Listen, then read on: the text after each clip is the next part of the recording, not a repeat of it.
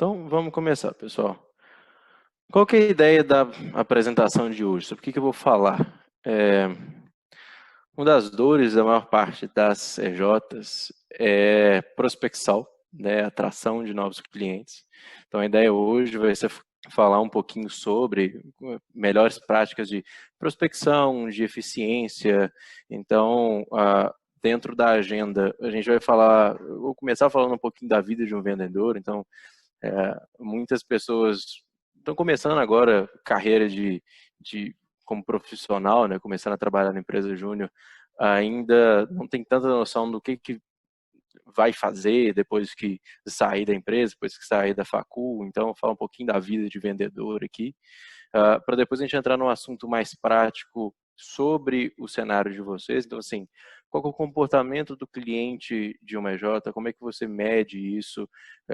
Qual é a importância de entender o comportamento para conseguir prospectar com mais eficiência, melhores práticas para você encontrar contatos, até você conseguir entrar em conexão com esse contato que você está gerando. Então, eu vou falar um pouquinho de como é que você faz uma conexão de respeito, né? Uma conexão que gera resultado, e falar um pouquinho depois dos eventos do Covid, como é que isso tem impactado na maneira geral que o mundo de vendas, o mundo como um todo está vivendo, tá? Então, para quem já me conhece, não sei se alguém aqui já me conhece, eu já sou ex-EJ, já fui gerente de projetos na IBMEX, aqui do IBMEX de BH. Sou conhecido como Tupi, mas ninguém me chama de Pedro, mas fiquem à vontade depois de me chamar como quiser. Eu sou Principal Sales Rep na Rock, nome bonitinho para falar que eu sou vendedor sênior. Então, eu já estou há mais de 2 anos e meio na Rock, e comecei lá como estagiário e hoje já fui promovido algumas vezes para a função de vendedor, que fica ali na cara do gol. Então, para quem não conhece a Rock ainda, vou só explicar brevemente, acho que é legal de todo mundo entender. A Rock, ela é uma empresa que trabalha estratégias de marketing de conteúdo, tá? Então, para uma empresa fazer marketing de conteúdo, ela precisa ter um bom planejamento. Então ela precisa criar a estratégia, a partir dessa estratégia ela precisa produzir conteúdo e acompanhar essa estratégia ao longo do tempo para ela evoluir, entregando resultados, né? E aí a maturidade da empresa e da estratégia vai aumentando ao longo do tempo. Então a Rock oferece uma solução completa para isso. Nós temos os serviços especializados, que são pensados em ajudar o cliente no planejamento da estratégia de conteúdo e posteriormente no acompanhamento disso ao longo do tempo, né? Então a empresa vai evoluindo, as estratégias vão evoluindo e a Rock vai acompanhando. A gente produz o conteúdo que é planejado, então diversos formatos, texto, vídeo, e-book, infográfico, e-mail, tudo isso é produzido pela Rock e a gente tem uma plataforma para fazer a gestão de todo esse projeto e ter a interação entre o cliente e a Rock. O que eu faço é montar essas estratégias. Então, por mais que eu ofereça a solução completa, não tem pacotes, são estratégias personalizadas. Então, o meu trabalho é entender o cenário do cliente e construir essa solução individual para cada um desses clientes. Então, hoje, só para vocês terem noção, a Rock é líder na América Latina em termos de cliente, uma empresa líder em marketing de maneira geral, a maior empresa de marketing de conteúdo do mundo já em termos de faturamento. Não vou entrar em detalhes aqui das atuações, mas assim, a Rock já não é mais uma startup aqui de BH, a gente é uma empresa global, já tem mais de 2.000 clientes, é uma empresa muito sólida. Invariavelmente, alguns de vocês já devem ter esbarrado nesse blog aqui, né, seja para tirar dúvida, aprender um pouco mais, fazer algum trabalho de marketing ou comercial dentro da EJ, ou mesmo fazer um trabalho de facul, algo nesse sentido. É muito comum que as pessoas já tenham visitado pelo menos alguma vez o blog da Rock, que hoje gera mais ou menos 3 milhões de visitas e 50 mil leads novas todo mês, ou seja, é muito contato. Então, o meu trabalho principal é entrar em contato com essas leads, para as pessoas que já estão interagindo com o nosso conteúdo, e a partir disso eu começo o processo comercial. Então, como que é a vida de um vendedor? Para quem não conhece a prática do dia a dia, acha que ser vendedor é oba-oba. é, é festa. Tipo assim, eu vou lá, eu vou vender e os clientes vão chegar e vai dar tudo certo. E na verdade não é bem assim, pelo menos não todos os dias. Ser um vendedor é uma montanha-russa, bicho. Então, tipo assim, todos os dias tem coisa diferente, você recebe não, tem cliente que te enrola, tem dia bom, tem dia ruim. Então, assim, a ideia é você tentar sair com sanidade mental no fim de semana e não ficar falando de vendas o tempo inteiro com quem está perto de você. Outra coisa, a galera acha que ser vendedor é mamata. Vai chegar as leads e tudo bem. E é óbvio que não é assim. Você recebe muito não antes de ouvir um sim, mas é muito não antes de ouvir um sim. Tem muito mais pessoas que não vão querer comprar do que as que vão. E você tem que saber lidar muito bem com isso. Outra coisa que todo mundo acha, que vendedor é rico. A realidade, eu adorei esse GIF que eu achei. A realidade é a seguinte: você trabalha, trabalha, trabalha, ganha dinheiro, depois você trabalha um pouquinho mais, ganha mais dinheiro e paga a dívida. Então, uma máxima que rola há muito tempo dentro dessa área de vendas é que vendedor bom é vendedor endividado. É vendedor que tem boleto para pagar. Porque aí você tem motivação para trabalhar, você tem mais motivação para vender. E a última coisa que as pessoas acham é que, sim, ser vendedor, você ganha mais do que perde, né? Você vai ter mais sucesso, você vai bater mais metas, você vai ter promoção. E, na verdade, bicho, você sofre muito mais, mas muito mais do que você ganha. Agora, a grande questão, do jeito que eu falo aqui, parece que ser vendedor é ruim. Não, bicho. A grande questão é a seguinte, tudo que a gente passa durante o processo de vendas, muita gente falando não, de fato, isso tudo acontece, isso gera um pouquinho de sofrimento. Só que eu sou atleticano e meu pai fala o seguinte: sofrimento forja caráter. E vendas é muito isso. E quando você tem caráter, isso fortalece a sua inteligência emocional. E sem inteligência emocional, você não consegue dar passo maior do que você tem dado atualmente. Então, quando você passa muito tempo em vendas, os seus baixos não são tão baixos assim. Os nãos que você recebia lá no início vão se tornando nãos rotineiros. Mas os ganhos que você tem são sempre comemorados. Então, você conseguir lidar com isso, com essa turbulência, e transformar essa turbulência numa calmaria, é o que permite você ter sucesso na área de vendas. E algumas coisas legais que eu aprendi ao longo do tempo em vendas, aqui, por exemplo, diferente da facul, que você deveria começar o semestre no início, né? Mas ninguém começa. Todo mundo começa na metade para frente, faz as 2, 3 últimas provas bem, tenta passar no especial e acabou. Aqui, a vida começa no dia 1º e acaba no dia 30 ou 31. Isso é muito bom e muito ruim. Qual que é a parte boa? É um ciclo rápido. E você, se você tem um mês bom, é ótimo. Mas no mês que vem, a parte ruim é que isso não significa nada. É um mês novo. Agora, se você teve um mês bosta, isso é muito bom. Porque você tem um papel em branco pela sua frente. Você faz sua própria história no mês seguinte. E em vendas, ajudar o outro é o caminho mais rápido para você cumprir seus próprios objetivos. Então, o que eu estou fazendo aqui hoje, de ajudar vocês, de estar fazendo essa palestra, me ajuda. Porque eu aprendo mais, eu tive que estudar um pouquinho mais para montar essa apresentação como um todo. Então, isso ajuda. Ajudar o outro é sempre bom, não só em vendas, mas em qualquer outra área dentro do mercado. E ninguém nasce vendedor. Assim, eu sou formado em economia, aprendi nada comercial, minha faculdade não ensina nada disso, não tinha estudado nada de marketing antes, e hoje eu me considero um especialista em marketing, especialista em vendas, porque a Rock me formou assim, e eu sempre estive aberto a aprender. Então isso, de maneira constante durante toda a carreira de vocês e minha, vai ser importante.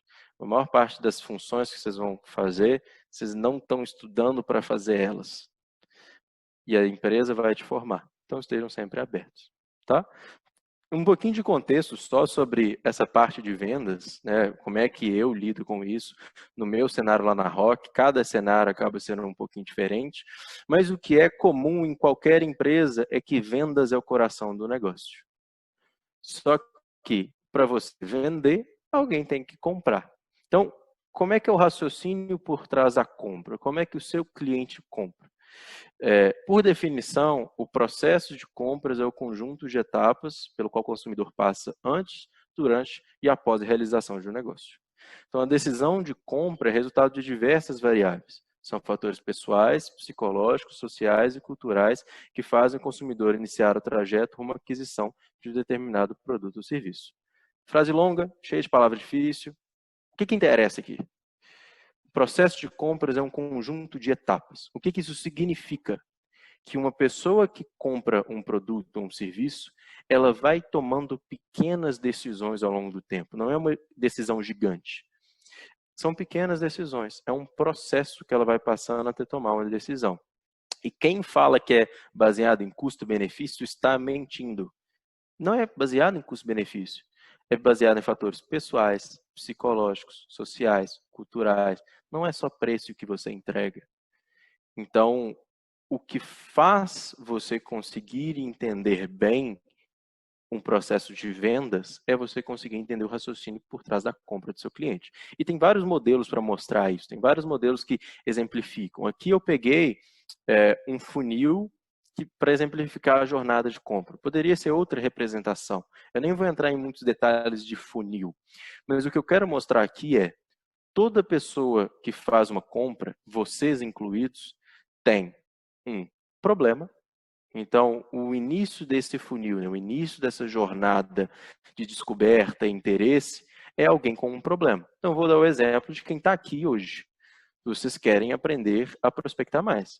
Então, o problema hoje é que a EJ não está vendendo tanto quanto deveria, não está batendo a meta de faturamento que a federação estabeleceu, que vocês estabeleceram, né? A prospecção não está sendo tão efetiva. Então, tem algum problema. Quais são as soluções para esse problema? Vocês têm que passar um sábado me ouvindo falar? Não, isso não é a única solução para resolver esse problema. Vocês podem contratar uma outra EJ, contratar uma consultoria externa para ajudar vocês no processo de compra. Vocês podem contratar ferramentas que já ajudam isso. Vocês podem comprar um curso. Então, assim, tem várias maneiras de resolver este problema. Então, nessa etapa de consideração, o comprador está entendendo melhor quais são as possíveis soluções. Se vocês entendem que a melhor solução é participar de webinar, é participar de um espaço que você pode tirar dúvida, qual é o melhor webinar para mim? Será que esse é o melhor? Vai ter um semana que vem da Rock, por exemplo, eu vou dar um dia 18 com a Plumes, que é um CRM. Qual que é o melhor para mim? Então, é a mesma coisa. Qual que é a melhor empresa para resolver o meu problema? E o principal driver para o cliente continuar essa jornada de compra é a confiança. Quando a gente fala de confiança, existem dois modelos de confiança. Tem a confiança pré-depositada e a confiança construída.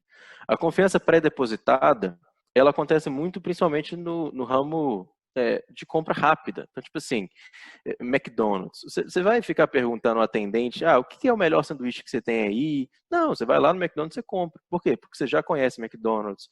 Você vai escolher um sanduíche, ou você já comeu antes, ou alguém te indicou, ou a foto é bonita. Então, assim, existe pré-confiança depositada. Agora, no caso da maior parte de vocês fazem um processo de venda complexo. Então, se a gente fala de um processo de venda complexo, confiança está no papel do próprio vendedor, do próprio pessoa do comercial que ajuda o cliente durante esse processo de compra. E eu tenho um artigo, depois eu posso mandar o link para vocês, falando um pouquinho dos pilares para construir confiança. O primeiro pilar para você construir confiança na relação de vendas é reciprocidade. Reciprocidade é você criar uma conexão com quem você está conversando. E você tem várias maneiras de criar conexão. Uma das maneiras mais eficientes é você começar a mimetizar a maneira que a outra pessoa se comporta, age, fala. Então, se ela fala muito rápido, se é uma pessoa que fala rápido pra caramba, é legal que você fale rápido pra caramba. Agora, se a pessoa fala mais devagar, é legal que você também fale mais devagar. E se a pessoa fala palavrão pra caralho, fala porra, puta que pariu, não tem problema nenhum você falar um palavrão. Porque você vai criar uma relação com aquela pessoa e ela vai sentir que ela está sendo atendida, está conversando com alguém que é do mesmo jeito que ela. Isso cria conexão. Outra coisa, transparência e honestidade. A pessoa que está conversando com você tem um problema. Ela espera que você ajude ela a resolver o problema. Se o problema é um buraco maior do que a pessoa espera, ou ela achava, fale isso com ela. Não tem problema nenhum falar que o cenário do cara está muito ruim, com essas palavras. Agora, se tem uma pessoa meio insegura conversando com vocês e ela achou que estava ruim, mas na verdade está bom pra caramba, você pode falar, oh, você não precisa de mim, vocês já estão bem, tá? Tá de boa. Então, honestidade cria confiança. Outra coisa que cria confiança, empatia verdadeira. Vocês estão conversando com uma pessoa, não é uma empresa. Vocês estão conversando com alguém. Então, tipo assim, é uma pessoa, vou usar o meu exemplo. Converso com várias empresas que estão tendo dificuldade de vender, ainda mais agora no Covid. Então, nunca investiram muito no digital e tal, estão querendo investir agora. Imagina um analista de marketing que o trabalho dele é gerar oportunidade e ele entra na empresa todo dia e não gera nada. O trabalho desse cara deve ser frustrante. Então, bicho, quando a gente fala de empatia verdadeira, não é simplesmente falar, ah, mas como é que você está fazendo e tal, mas, bicho, como é que você está lidando com isso? Assim, tá de boa? Como é que você, pessoa, está lidando com isso? Você cria uma conexão, você quebra aquele estigma comercial para, tipo assim, cara, eu estou conversando com outra pessoa. Agora, sinceramente, esses três primeiros pontos são muito importantes para humanizar a conversa. Mas o pilar que mais gera confiança é domínio da situação. É você entender bem o seu mercado, entender bem sua solução e isso gerar autoridade. Autoridade gera confiança, tá? Então, o que é o vendedor no fim das contas? O vendedor, ele funciona como um elo, ele é a ligação da organização com o cliente, é uma ponte.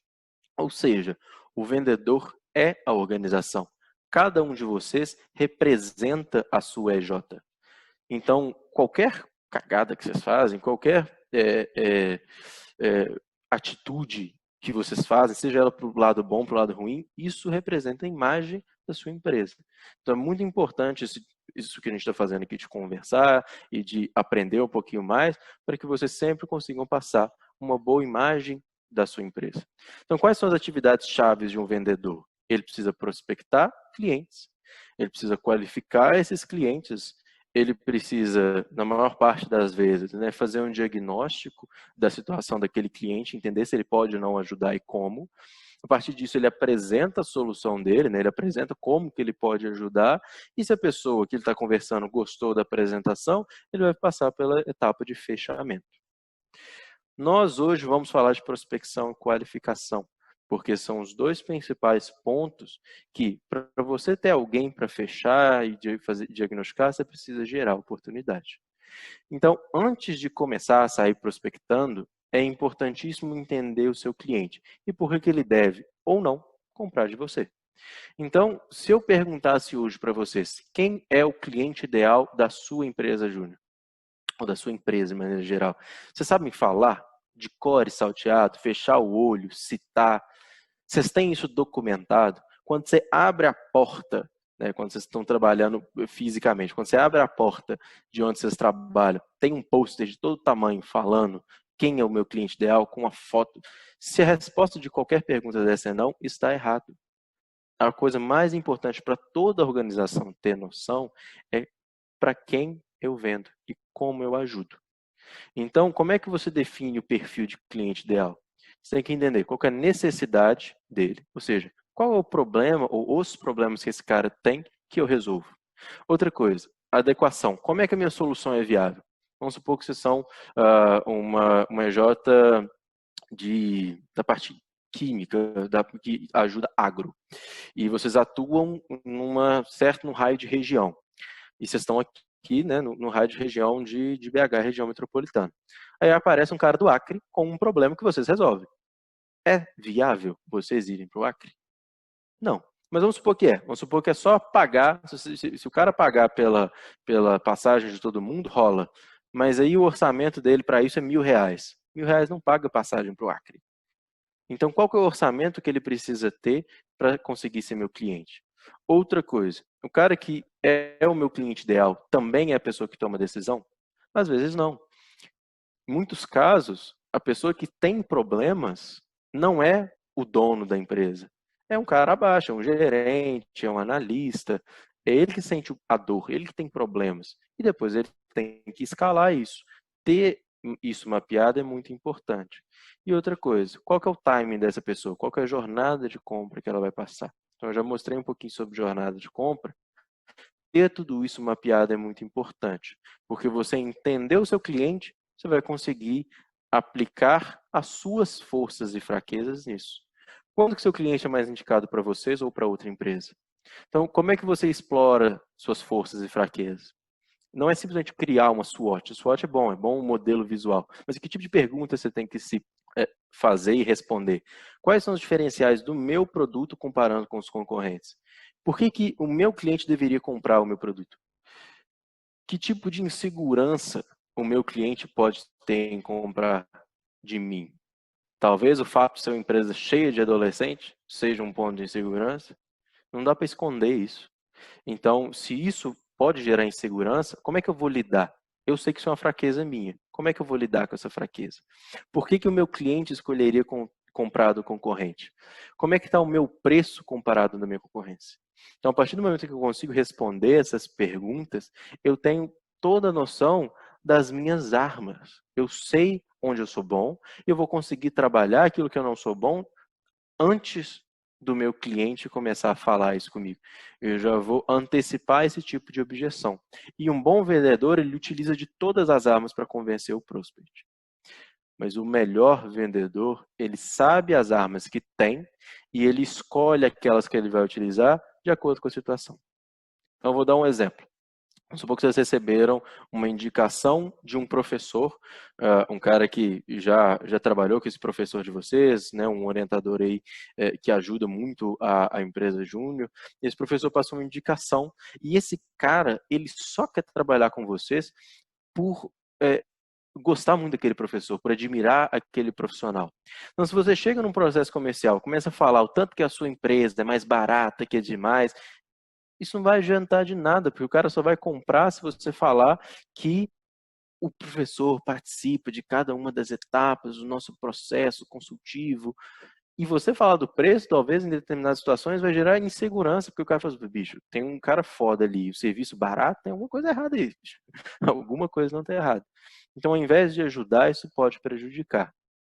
Tenha noção das suas forças e fraquezas, mas utilize elas bem. Eu já fui de EJ, e aqui na Rock, eu até hoje converso com muitas empresas júnior, porque hoje a gente tem um produto voltado para empresas júnior. Meus contatos estão ali no final, se vocês quiserem conhecer, fiquem à vontade. Mas quais são os principais problemas das EJs na área comercial? EJ espera cliente cair do céu. É uma grande verdade para 90% para cima das empresas júnior. Elas têm uma dependência muito grande de indicação, ou de ex-clientes fazer um novo projeto, ou de vir um cliente que eles não esperavam. Então, acaba que é muito difícil de manter uma frequência de novos clientes sempre. Outra coisa, cada gestão tem ideias diferentes, então não necessariamente tem continuidade na estratégia. E aí, como não tem continuidade na estratégia, no digital isso é muito ruim. Então, você tem um site que não gera leads, você tem redes sociais que não tem engajamento, você não tem estratégia de conteúdo eficiente. E aí, uma crítica aqui ao modelo. Dentro das empresas júnior, é legal que você passe por várias áreas, porque a primeira experiência profissional que você tem. Mas se você tem uma área comercial que não é bem estruturada, você não gera leads, não tem oportunidade, você tem que ficar correndo atrás dos outros e quem ainda não te conhece, é um trabalho, muitas das vezes, chato e não recompensador. Então, quem entrou no comercial, rapidinho quer sair. E aí fica com rotatividade. Isso também prejudica muito você ter resultado com consistência. Então, o que eu vou falar aqui hoje já adressa alguns desses pontos para falar como é que vocês podem superar a maior parte desses pontos. Então, como é que você prospecta com eficiência para conseguir superar algumas daquelas dificuldades e conseguir gerar novas oportunidades e até novos clientes diretamente? Primeira coisa, tem que entender o que é eficiência. Eu gosto muito dessas frasezinhas prontas, porque você consegue interpretar. Eficiência se refere a produzir corretamente, utilizando os recursos disponíveis da melhor forma possível sem gastar muito. Dessa forma, você diminui custo, tempo, perda e desperdício. Qual que é o ativo mais precioso que todo ser humano tem? Tempo. Então, ser eficiente é otimizar o uso do seu tempo. Como é que se otimiza o uso do tempo em vendas? Você tem que dedicar mais tempo para as pessoas certas, por isso que eu disse que você precisa definir o seu perfil de cliente ideal antes de começar a prospectar, para você já ter noção de quem é a pessoa certa. Vai fazer atividades que maximizam as oportunidades de vendas e ao longo do tempo que você está prospectando e ligando e conversando com novas pessoas, acompanhar e registrar tudo, se manter organizado. Porque quando você não tem organização, isso gera ineficiência. Tá? Então, quais são as formas de prospecção? Indo da que tem menos volume e mais qualidade para que tem maior volume e menos qualidade. Indicação é lindo, lindo, recebe, filé. A pessoa já tem algum tipo de confiança, né? Aquela pré-confiança que eu falei, ela já tem uma boa relação com uma pessoa que já foi seu cliente ou algo nesse sentido, então é mais fácil de vender. Eventos é mais difícil porque, apesar de também ter boa qualidade, vocês não controlam isso. Indicações e eventos são dois canais de aquisição que não são controláveis por vocês e nem por mim, né? É algo que é espontâneo. A menos que você faça os próprios eventos, você não consegue escolher, já é meio que dado quanto que vai ter. O que você consegue controlar? Quantas ligações para a sua base de contatos você faz, quantos e-mails para a sua base de contatos você manda, e se você quiser bater em porta, panfletar, pode também. Você controla quantas pessoas você entrega seu panfleto. Isso aqui foi um exemplo de algumas formas não muito eficientes. A gente vai falar hoje principalmente dessas duas primeiras, tá? Dessas duas aqui, de ligação e e-mail. Então, para você ter base de contatos para ligar ou mandar e-mail, você precisa gerar base de contatos. Então, como é que se gera base de contatos? Hoje, muito comum você gerar contatos pelo seu próprio site ou por um blog, se vocês já trabalham com marketing de conteúdo. Eu sei que algumas EJs já trabalham com marketing de conteúdo, vocês geram algumas leads através de conteúdo. Seu Facebook, Instagram também é importante. O LinkedIn é uma forma que você consegue controlar a sua base de contatos e ir gerando novos. Tá em negrito, não é à toa, a gente vai falar um pouquinho de LinkedIn também. Mas outras coisas aqui que eu falei, que você não consegue controlar muito bem ou não tem muita qualidade. Indicação de ex-clientes, base de ex-clientes, indicação de professores, pais de alunos. Você não consegue controlar muito bem, mas também dá para gerar contatos através de eventos. E o que é muito comum, principalmente para empresas que ainda não têm um blog muito bem trabalhado, não tem um Instagram muito bem trabalhado, é trabalhar com lista de associação. Então, lista de associação de startups, uma reportagem falando das top 100 startups. E aí pega aqueles nomes e começa a ligar para aquelas empresas. E a maior parte das empresas júnior, eu falei ali um pouquinho, ainda não tem autoridade digital. Então, se você não tem autoridade digital no seu site, na sua rede social, você vai ter que investir em anúncio. Ou contratar rock ou fazer os dois. Tá? Mas vamos supor que vocês já estão bem aqui, já estão conseguindo gerar contatos, pelo menos vocês têm acesso a listas de empresas que vocês conseguem prospectar. Como é que você vai gerir essa base? Tem que definir informações relevantes desses contatos que são cabíveis de registrar. É óbvio que saber, por exemplo, o faturamento da empresa seria ótimo para saber se ele é um bom cliente ou não. Mas quais empresas têm o faturamento disponível? Praticamente nenhuma. Então, não faz sentido colocar faturamento como uma informação relevante e tal, porque a menos que você pergunte, você não vai saber. E até uma pergunta meio delicada. Então, escolha bem que tipo de informação todos os seus contatos devem ter. O que é mais comum? Nome, telefone, e-mail, nome da empresa que trabalha, cargo. Tudo isso aqui você consegue saber. Armazenar os contatos no CRM. Pelo amor de Deus, CRM. Quem não sabe o que é CRM, vai sair dessa apresentação e pesquisar. Pare de usar planilhas. CRM é gratuito. Quando não é gratuito, é R$ 20 por mês. Dá para colocar no orçamento da EJ. Colocar as coisas em planilhas deixa confuso, você perde informação. Quem ainda usa planilha está muito atrás. Um CRM é muito importante para colocar toda a base de contatos num lugar só, você conseguir mandar e-mail automático para essa base inteira, fazer templates de e-mails, templates de comunicação, e para cada um desses contatos que começam uma negociação, você pode olhar individualmente ou de maneira macro cada negociação que vocês estão fazendo. Então, CRM é muito importante. E como vocês têm uma base de e-mail, pelo menos uma vez por mês, mandar um e-mail para essa base inteira para manter todo mundo engajado. Tá? Nem todas as empresas júnior têm um canal de aquisição de novos contatos, de telefone, e-mail, para trabalhar em cima. Então, hoje a gente vai falar sobre prospecção de LinkedIn como uma das maneiras de você fazer aquisição de contatos. Geralmente, os contatos do LinkedIn, se você consegue algum tipo de relacionamento ali, ele já sai direto do LinkedIn para uma negociação. Tá? Então, eles não vão se tornar base de e-mail para depois você nutrir e mandar. Isso vai ser muito mais para aquelas empresas que ou você já tem esse e-mail antes por algum motivo, ou usando algumas ferramentas do LinkedIn, você consegue pegar o e-mail desses contatos e aí sim ir nutrindo. Mas hoje o LinkedIn ele é o principal canal para você ir até pessoas que não te conhecem, até empresas que não te conhecem e chegar até a pessoa certa. Então, eu vou dar aqui um exemplo de rotina, tá? Tem várias coisas que vocês podem fazer dentro do LinkedIn, mas eu vou dar uma rotina que engloba praticamente tudo que você faz no LinkedIn, se você é uma pessoa do comercial. Então, vamos supor que você viu uma reportagem, né, das top 100 startups. Startups está dentro do seu perfil de cliente.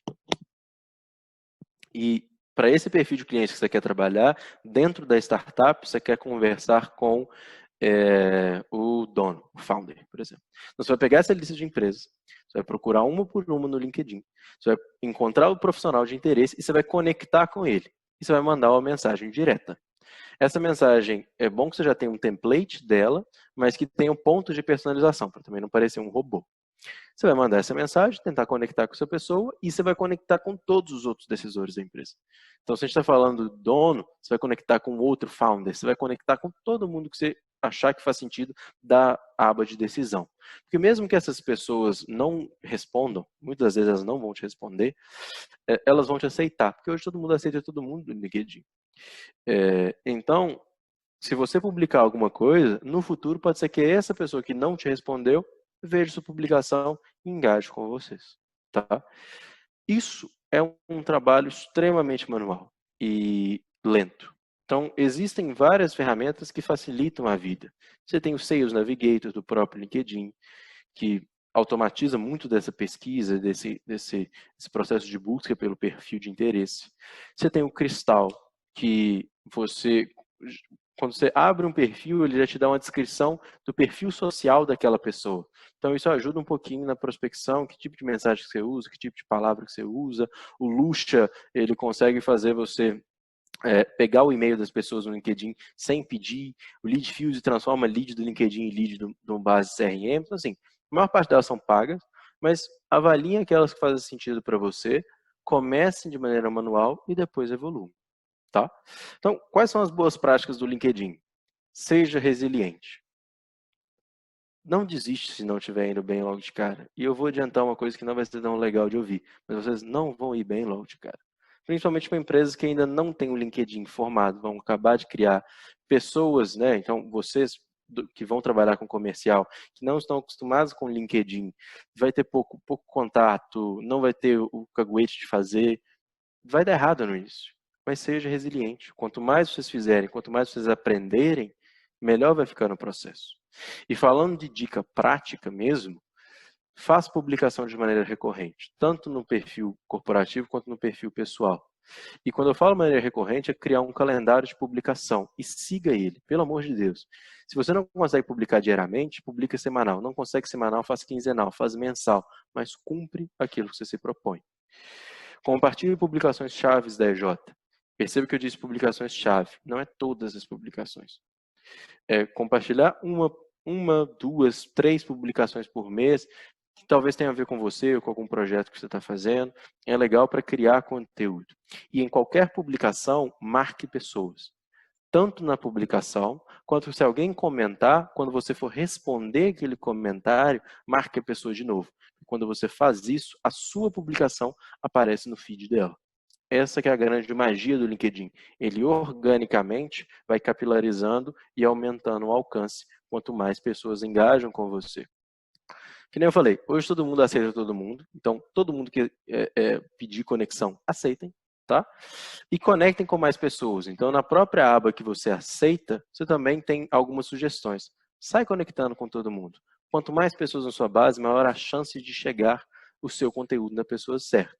E sempre que vocês tiverem uma negativa no direct, vocês mandaram uma mensagem, por exemplo, vai rolar um webinar no sábado, 3 horas, com um profissional da Rock. Quer participar? Não quero participar. Poxa, cara, que pena. Você indica alguém que poderia se beneficiar com isso? Conhece alguém? Uma parte também vai falar não, mas alguém pode falar sim. Então, é legal sempre extrair o máximo de contatos que você puder do LinkedIn. Beleza, eu já tenho uma base de contatos. E agora? Antes de sair mandando e-mail, vamos alinhar uma coisa. De todas as formas de prospecção que eu falei, ligação é a mais eficiente. Você pega seu telefone, em 10 minutos você está conversando com alguém, já está entendendo o cenário dela e já está resolvendo um problema. E-mail, você pode ter um e-mail que não funciona, você pode mandar para o spam. Você pode ter um e-mail pessoal, a pessoa não abre. Você pode ter um e-mail corporativo que a pessoa já saiu daquela empresa. Então tem tanto de variáveis no e-mail que você não controla. E-mail é importante, mas a maneira mais eficiente de você gerar oportunidades de negócio é através de ligação. E por que as pessoas hoje não ligam? Por uma coisa que se chama de empatia negativa. Muitas das vezes a gente recebe ligação de telemarketing, é um saco receber ligação da Oi, da TIM e tal. Então, quando você pega o telefone, você está no lugar de um vendedor, e você vai ligar para uma pessoa que não pediu seu contato, não te conhece, é muito comum você pensar assim, poxa, cara, mas eu vou interromper, nossa, eu vou ligar agora de manhã está todo mundo trabalhando, eu vou ligar na hora do almoço é ruim, né? O pessoal está almoçando, vou ligar no fim da tarde, o pessoal já está cansado do dia, se eu ligar, eu vou interromper. Então, tipo assim, isso é empatia. Você se importa com aquela pessoa, você está pensando no lugar dela.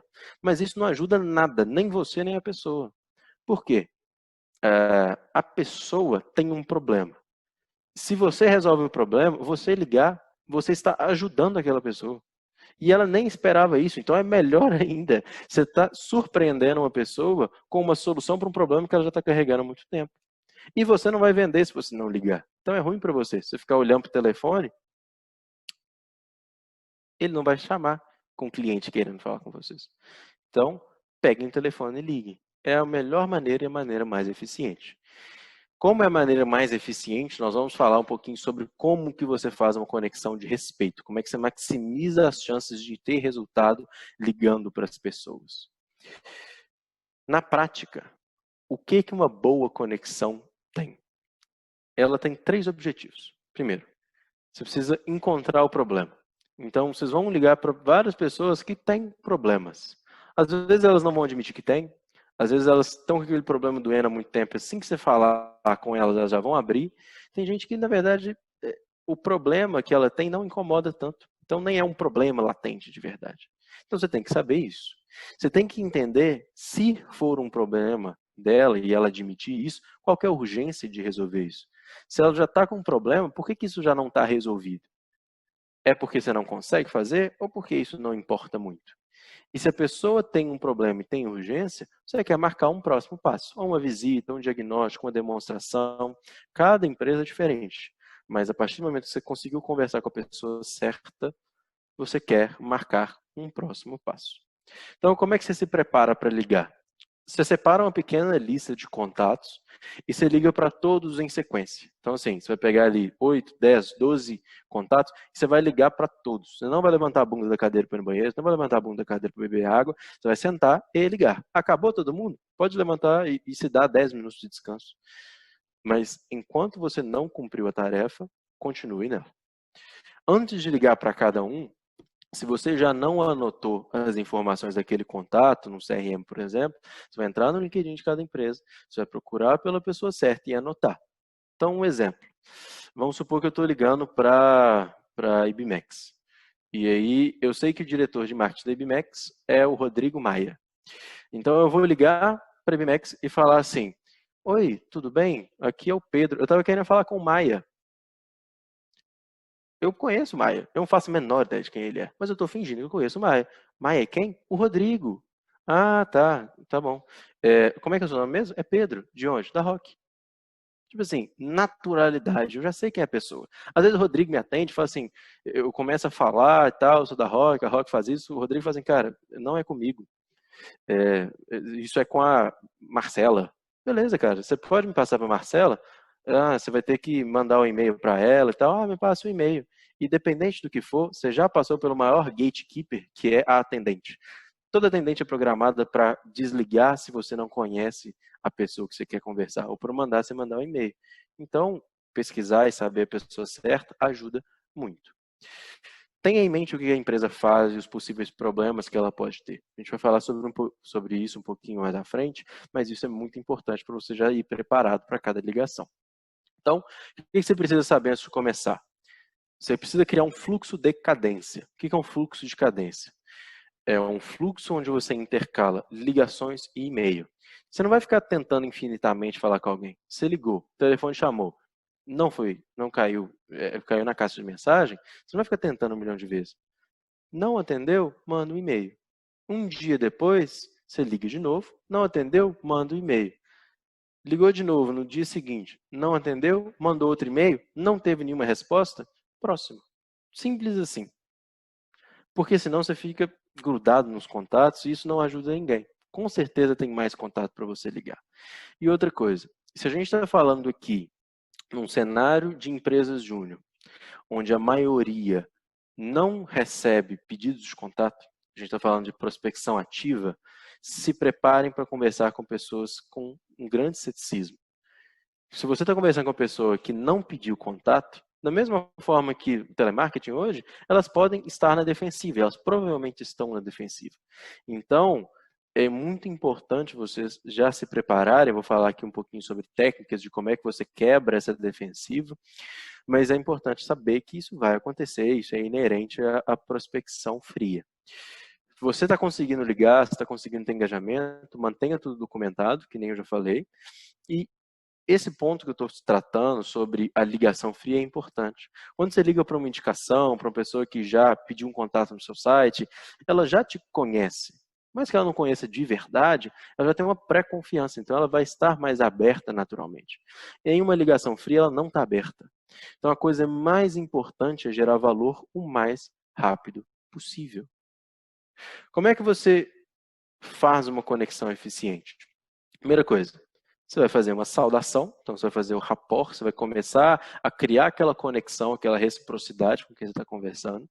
E a primeira coisa que você vai fazer é gerar valor através de um positioning statement. Eu vou explicar o que é. Com um positioning statement, a gente quer um question token. Question token é uma moeda de troca. Se eu gerei valor, eu posso fazer mais uma pergunta. E eu vou usando meus question tokens para encontrar e arrancar o primeiro exatamente daquele cara. Porque, lembrem, eu estou falando sobre criar uma conexão com alguém. E isso gera confiança. Quando você fala uma coisa e a pessoa fala, cara, é exatamente isso, você já está com a bola na cara do gol. O cara já criou uma conexão com você. Você já começa a falar do seu produto? Não. Bom, então se você tem um problema, fulano, como é que você tem tentado resolver esse problema? Explora o cenário. Entendi que ele está tentando resolver o problema e ele não consegue, eu vou conectar a minha solução com a dor dele, com o problema dele. Se ele gostou, a princípio, da minha solução, eu vou falar, bom, mas fulano, é uma prioridade para você resolver esse problema agora ou não? Porque às vezes, tipo assim, eu estou sem carro hoje, eu estou precisando de um carro. Uma Ferrari seria ótimo para mim. Uma Ferrari resolveria meu problema. Eu tenho dinheiro para comprar uma Ferrari? Não. Ou, às vezes a gente pode falar de um Palio. Um Palio de 2002, custa 20 mil reais. Às vezes eu até tenho dinheiro, mas não é minha prioridade comprar um Palio agora. Não quero comprar um carro, tá no coronavírus, tipo assim, não vou ficar saindo de carro. Então, entender a prioridade é muito importante para ver se essa pessoa vai comprar de você agora ou não. E aí, se a pessoa tem prioridade, você marca um próximo passo. Então, vamos começar de cada parte. O que é um positioning statement? Um positioning statement ele é uma pergunta-chave que introduz dores e oportunidades comuns do seu mercado para o seu prospect. Basicamente, o que você está fazendo é mostrar que você entende do mercado, cara. Principalmente quando o cara ainda não vê valor no seu contato. Porque quando você mostra que você entende, quando você fala uma coisa que acontece com a empresa dele, mesmo sem você nunca ter conversado com aquele cara, mostra que você entende o que você está falando. Então você demonstra autoridade.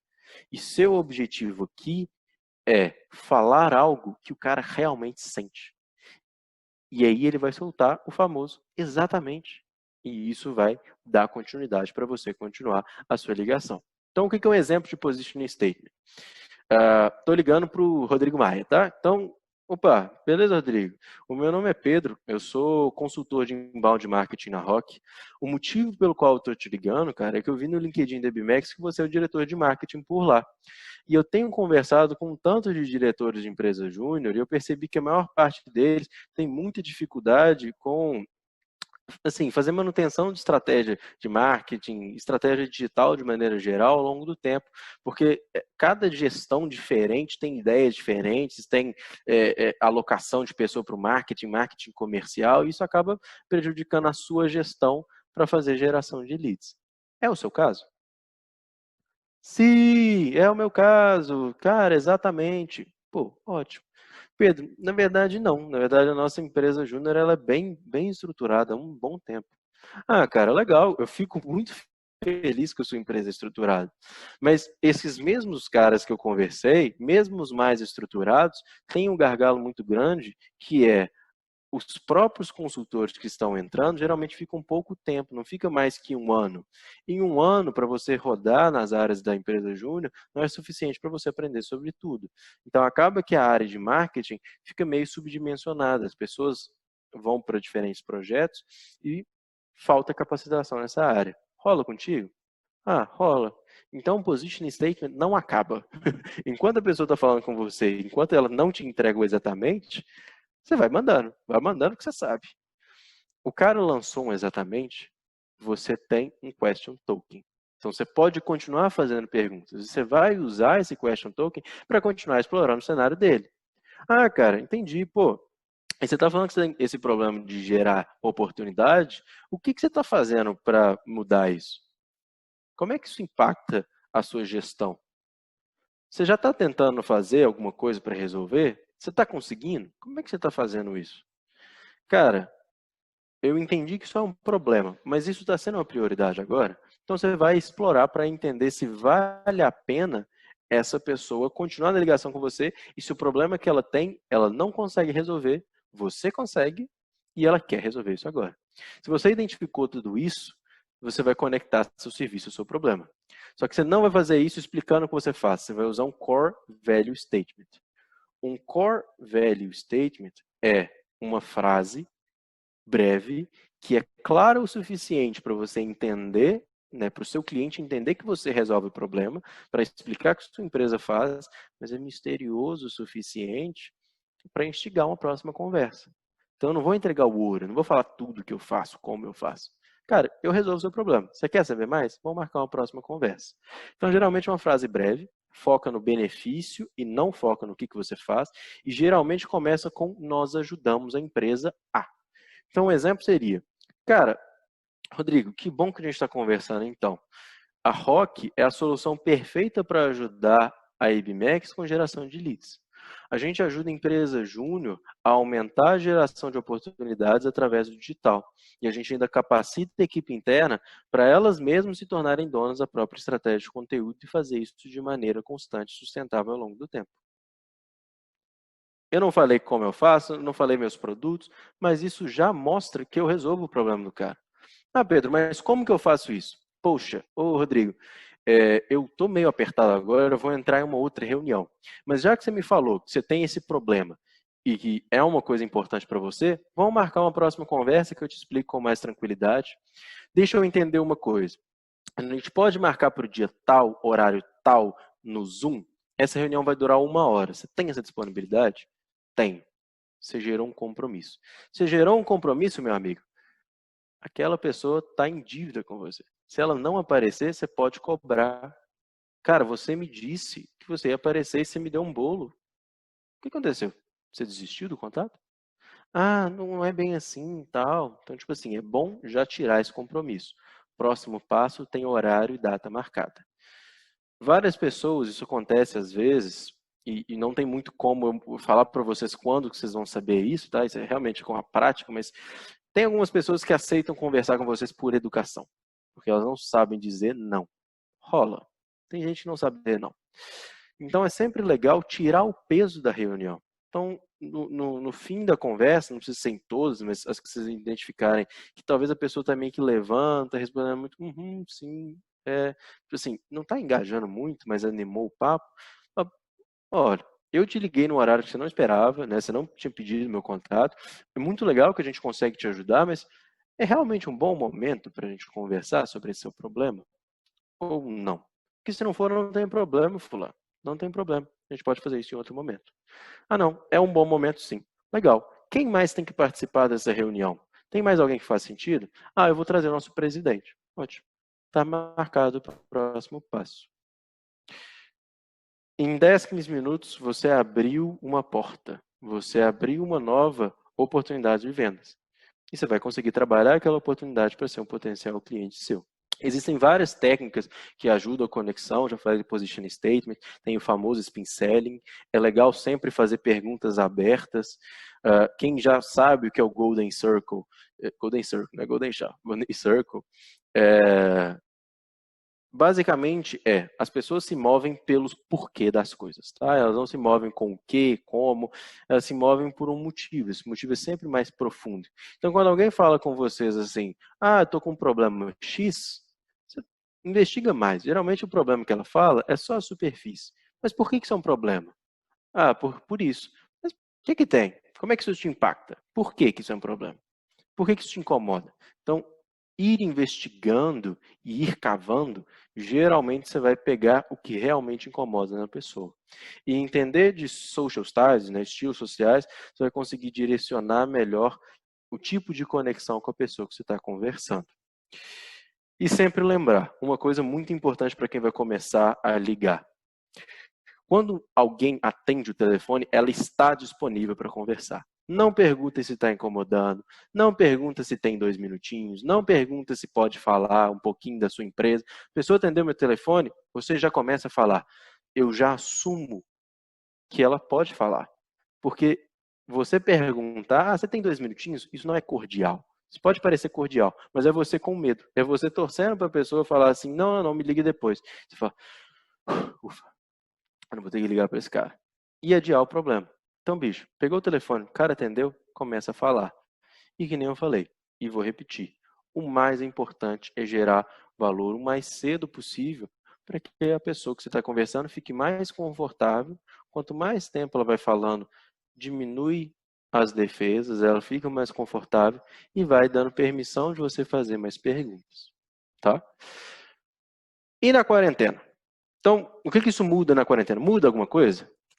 Bom, quais são os desafios do Covid que pelo menos eu tenho percebido lá na ROC? Sensação de incerteza gera medo.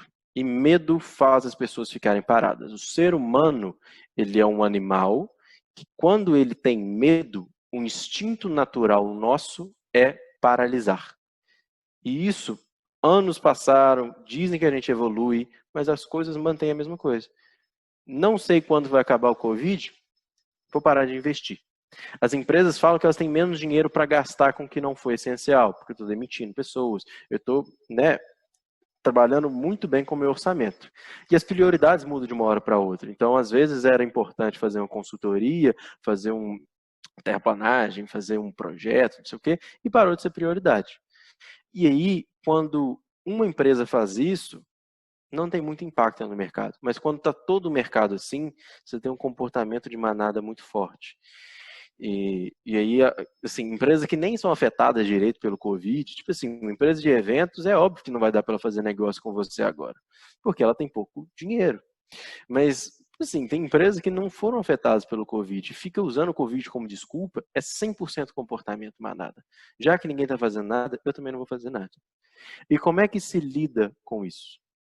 Bom, a gente já falou que o processo de tomada de decisão tem uma carga emocional muito grande. Comportamento manada, pessoas já falarem bem ou não da sua empresa, o presidente falar bosta, não falar não naquele dia, as ações estarem bem ou não. Assim, tanto de coisa que afeta, que na verdade não afeta a decisão. Então, uma coisa que você faz para superar o Covid é racionalizar a decisão. Fala, cara, o Covid não vai embora tão cedo. Vamos ater aqui o que a gente controla, porque a sua empresa precisa se movimentar, cara. Você falou que você está com um problema. A gente já está conversando aqui, eu estou te mostrando que a gente resolve. Você vai ficar parado e esperar o mercado te engolir? Porque alguém vai se mexer. Você vai ficar parado? Vamos pensar direito aqui. Qual que é a pior coisa que pode acontecer de você fazer um projeto agora? Qual que é realmente o problema? Então, assim, tenta trazer para o lado mais racional da decisão. Tira essa carga emocional. Quando você está prospectando, você está conversando com empresas, elas já estão numa política de não fazer novos negócios. Então, tira o peso comercial da prospecção. Quando você for marcar um próximo passo, não marca um próximo passo para falar assim, então eu vou te apresentar uma proposta. Não, eu vou entender seu cenário, fulano, para saber como é que você está fazendo. Ultimamente, no período do Covid, a gente está fazendo uma reformulação nas nossas ofertas, dos nossos produtos. Então a gente está conversando com várias empresas do mercado para ver o que a gente pode ajudar e como é que mais se adequa. Então eu quero só conhecer o seu cenário. Tirou o peso comercial. Você não está vindo conversar comigo para comprar. Eu só quero conhecer o seu cenário. Se você vê um problema e você falar que você resolve, o cara vai gostar. E tem uma chance até disso virar uma compra. A grande questão aqui do Covid, antes da gente passar por todos os pontos, tem de fato empresa sem dinheiro. E empresa sem dinheiro não tem o que você fazer. Elas não vão levantar objeções. Elas têm uma condição que não permite fazer novos negócios. Então, esquece. Você não vai fechar novos negócios com esse tipo de empresa. Você quer fechar negócio com as empresas que estão bem nesse período e as que estão nesse limbo. Então, você pode conectar o seu serviço a uma saída da crise. Quando a gente faz isso, a gente consegue ajudar você a sair da crise desta forma. Isso é muito importante. Outra coisa, o Covid começou em março, nós estamos em junho. Então, assim, momento de demitir, se readequar a home office, isso tudo já acabou. A empresa que você está conversando, ela já deveria estar estruturada agora. Se ela não está, é mais um motivo para você falar, cara, você tem um problema. Já passou um tempão do Covid, está todo mundo bem adaptado, vocês não. Nós podemos te ajudar. E a última coisa que eu acabei comentando antes, mas assim, o Covid, infelizmente, não vai acabar tão cedo. Então, tanto a gente como pessoa, olha o que a gente está num evento ao vivo no Zoom. Tipo assim, todo mundo já está se adaptando ou já está adaptado. Então, se você já está adaptado a um novo ambiente, você tem que começar a se movimentar dentro desse novo ambiente. Então, já está na hora do seu cliente se movimentar. Esses dois últimos pontos são pontos de mindset do comercial. E é importante o comercial já ter essa noção, já ter esse mindset, porque na hora de conectar, ligar para alguém, ou mandar um e-mail, ou fazer uma negociação, vocês vão transmitir esse mindset para a pessoa. Através da fala, né? Através do seu processo. Tá bom? Aqui tem alguns vídeos que eu acredito que podem agregar para vocês. Eu vou mandar, né? Vou pedir a Gabi para disponibilizar a apresentação para todo mundo. Aqui tem alguns links sobre o Golden Circle, acho que é muito interessante, prospecção outbound, prospecção pelo LinkedIn. E é isso. Se alguém quiser me procurar, tiver alguma dúvida, a gente vai ter um espaço agora para perguntas, né, Gabi? Mas se sobrar perguntas, podem me mandar um e-mail, podem me adicionar no LinkedIn, podem me adicionar no Instagram, eu tenho todos esses canais aqui. Pode me mandar uma mensagem no WhatsApp, se eu puder ajudar de alguma forma, eu estou à disposição. Tá bom, pessoal? Show demais, Pedro. Eu vou mandar aqui, gente, no chat, o link para vocês fazerem as perguntas. Mas antes, pode colocar, tipo, o seu nome e a sua EJ para a gente saber mais ou menos quem que tá aqui. Aí eu vou mandar o link para vocês mandarem a pergunta. Aí na pergunta também peço para colocar o nome e a EJ, gente. Só um segundo.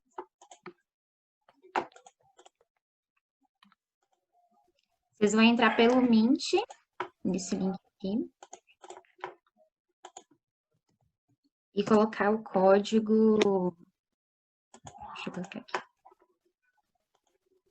O código é 400096, mas eu vou escrever no chat também para vocês não ficarem perdidos. Aí podem ir E mandando podem já. perguntar sobre qualquer ponto Pode falar. podem perguntar sobre a apresentação, coisas fora da apresentação, vocês fiquem à vontade, tá?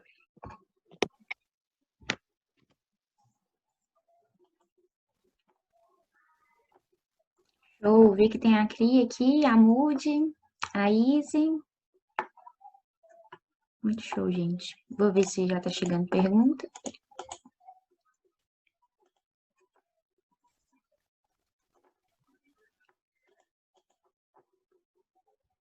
Pessoal da Multi, da farmácia, Ápice.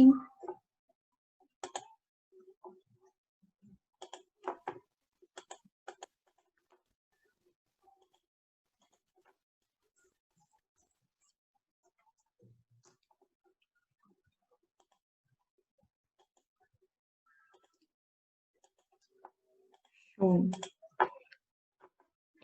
Tem uma pergunta aqui da Isabela, ela é da Multi. Como podemos resolver o problema de diferentes gestões em relação à constância em vendas? Pergunta bem legal. Muitas empresas júnior, e no Brasil como um todo, acabam tendo um estatuto, né? Então você tem ali as suas regras, você tem ali algumas coisas que são imutáveis. Então, coisas que não mudam e já estão um pedaço de papel, geralmente facilita muito a continuidade. Então, a minha sugestão, eu não sei como é que é dentro da sua EJ, Isabela, talvez tenha um conselho de professores, algo nesse sentido, mas é você se reunir com esse conselho, levar uma sugestão de estratégia e colocar isso como uma obrigação de todas as gestões, de toda gestão. Então, exemplo, marketing de conteúdo, que a Rock faz. Hoje a Rock ajuda as empresas júnior a fazerem sozinhas, porque elas têm muita mão de obra. Só que tem empresa júnior que tem 2 pessoas no marketing, por exemplo. Tem empresa júnior que tem uma pessoa no comercial / marketing. Então, o que é legal é que, para você ter resultado com marketing de conteúdo, você precisa produzir no mínimo um conteúdo por semana. Então, você pode colocar isso no estatuto, por exemplo, e que para toda gestão, vocês têm que alimentar o blog com pelo menos um conteúdo por semana, seguindo tais e tais e tais instruções. Ou na parte comercial, é obrigatório ter pelo menos uma pessoa do comercial para cumprir essa e essa e essa função. Tipo um descritivo de vaga. É uma ideia que eu tive durante a EBMAX. Acabou que a gente não conseguiu implementar, mas principalmente depois que eu saí do IMAX, vim para Rock e conversei com outras empresas, eu dei essa sugestão e eu acho que pode ajudar a manter essa continuidade, porque tem algumas coisas que não mudam. Tipo assim, marketing de conteúdo tem que ser feito. Se você não fizer, vocês estão muito atrás do mercado. Então é meio que obrigatório de fato fazer. Prospecção pelo LinkedIn também é obrigatório, vocês têm que fazer. Então acho que não é tão difícil de colocar isso no estatuto para que seja continuado ao longo de diferentes gestões. Show. Respondi? Espero que sim. A pessoa que falou pode comentar aqui também, tá, gente, no chat. É só para selecionar as perguntas que a gente está Isso. colocando aqui. Uma aqui que foi até curtida é da Júlia, da RH Consultoria Júnior. Como diferenciar o cliente que está usando o Covid como desculpa e os que realmente estão sem condições financeiras? Você pergunta. Simples assim. Tipo assim, sempre vai ter gente que vai mentir e vai usar como desculpa. Tem casos que não tem como saber. Mas a gente está falando aqui sobre criar conexão com a pessoa. Então, quando você começa numa ligação, por exemplo, vamos usar o exemplo da prospecção lá no início. Você está ligando para a pessoa falou que tem um problema, ela já está começando a conectar contigo, já está começando a responder suas perguntas, e lá no final ela fala assim, poxa, eu gostaria muito, mas por causa do Covid eu acho que não vai dar. Por quê, fulano? Ah, bicho, a gente não está contratando ninguém agora. Tá, mas por que vocês não estão contratando? É falta de verba e tal? O bicho, tá muito apertado. A gente não tá tendo dinheiro para nada. A gente não tá tendo dinheiro para contratar ninguém. Falei, pô, aqui na RH a gente trabalha com temporários. Eu entendo que é complicado você contratar uma empresa para fazer um projeto, por exemplo, porque isso vai parecer para outras pessoas que você está investindo dinheiro, talvez você não precisasse fazer as demissões, mas pensando para você sair da crise e reduzir seu custo, o que eu ofereço não é um gasto a mais, mas é uma maneira de você economizar. Agora a pessoa que você ligou, passou 40 segundos, você falou assim, eu não estou querendo contratar nada, bicho, o Covid está complicado. Essa pessoa não tem nada que você possa fazer, Júlio. Por quê? ela já está fechada. E se ela não se abriu, você fez ali, por exemplo, o position statement, a pessoa não se abriu, mesmo se não tivesse no Covid, às vezes ela não quer conseguir falar contigo. Então, a melhor maneira de saber isso é perguntar, tá? E aí, contato e fazendo perguntas transparentes e honestas, você vai conseguir descobrir com algumas dessas pessoas se é de fato um problema, ela não consegue investir, ou se a pessoa está meio desconfortável, ela não sabe.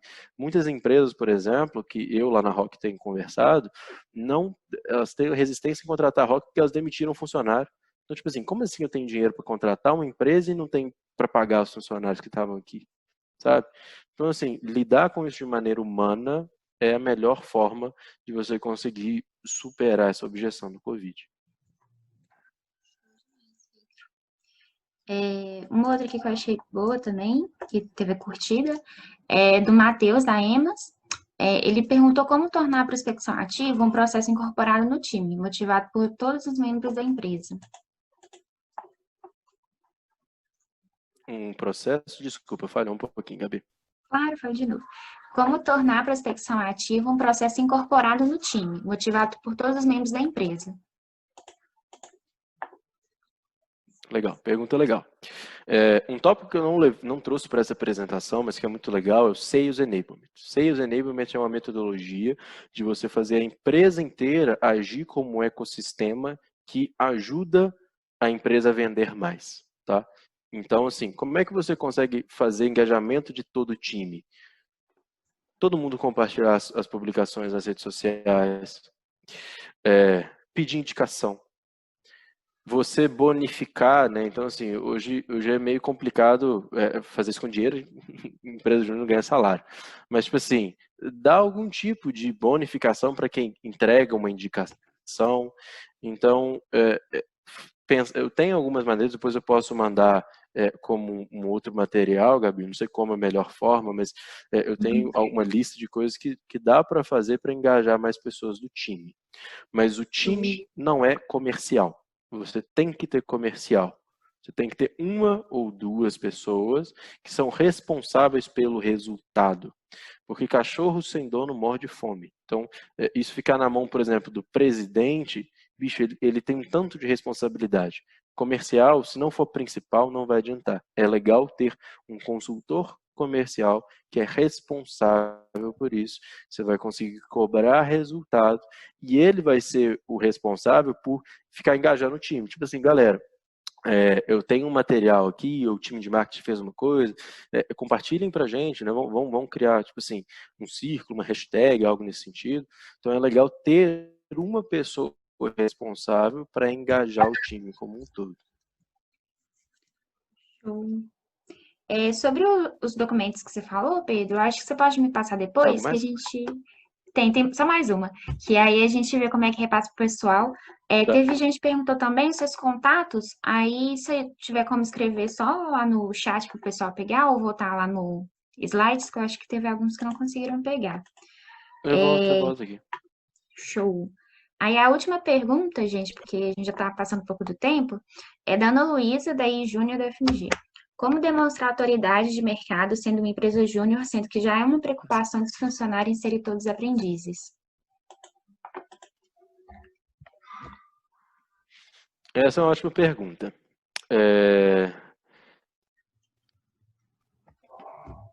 Quando a gente fala de empresa júnior, geralmente tem um orientador, né? Tem um professor, tem alguém responsável por ajudar vocês no próprio desenvolvimento. E sempre que entra uma pessoa nova na empresa, júnior, já tem pessoas que já estão trabalhando antigamente. Né? A safra que muda geralmente é só do corpo de gestão. Mas as próprias pessoas que estão na gestão, elas já estavam na empresa antes.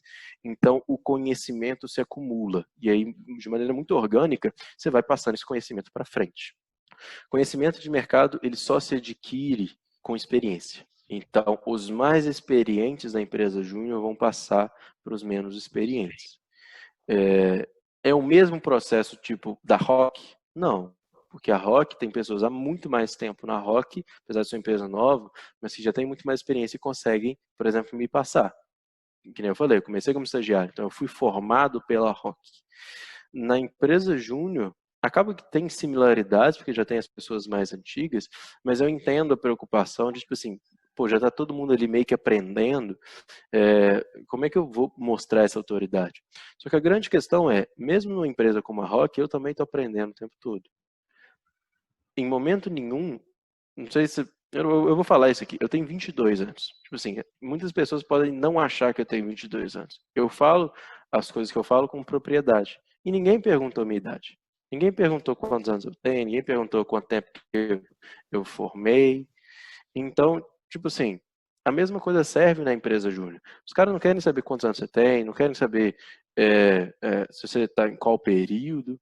Se você tem o conhecimento do mercado, então a sua empresa já existe há algum tempo, já teve projetos de diversas formas, esse conhecimento está ali organicamente passando de pessoa a pessoa, o mais importante para transmitir autoridade é colher esse conhecimento. Uma coisa bem legal, aprender um pouco mais sobre oratória, então a maneira melhor de se comunicar, e não ter medo de se comunicar, falar, tá? Eu acho que, não sei se eu respondi da maneira que você queria, mas conhecimento de mercado é uma coisa que se adquire com experiência. Então é aprendendo mesmo, é errando, positioning statement por um breve período vai ser você meio papagaio, tipo assim, alguém falou para você falar isso, e aí você vai falar e fingir que é autoridade, por dentro você não sabe porra nenhuma o que você está falando, mas você está falando que você sabe, por um tempo vai ser isso. Em determinado momento, quando vai passando mais tempo no processo comercial, você vai realmente aprendendo mais, e aí você vai falar com mais tranquilidade, você vai pensar em novos position statement, novos valores, novas dores. Esse processo acaba sendo muito orgânico, tá? Não tem tipo um passo a passo, nada nesse sentido. É com o tempo mesmo. Show. Concordo bastante também, Pedro. A gente só pega experiência mesmo com o tempo. Eu acho que era mais isso. Tem muita gente agradecendo aqui também, Pedro. E eu queria te agradecer muito, muito mesmo por ter vindo aqui, por ter É isso passado que isso pra eu tô gente. vendo. Eu queria. Mas muito obrigada mesmo, viu? Valeu, pessoal. Eu fico feliz que vocês gostaram. Fico feliz que vocês gostaram.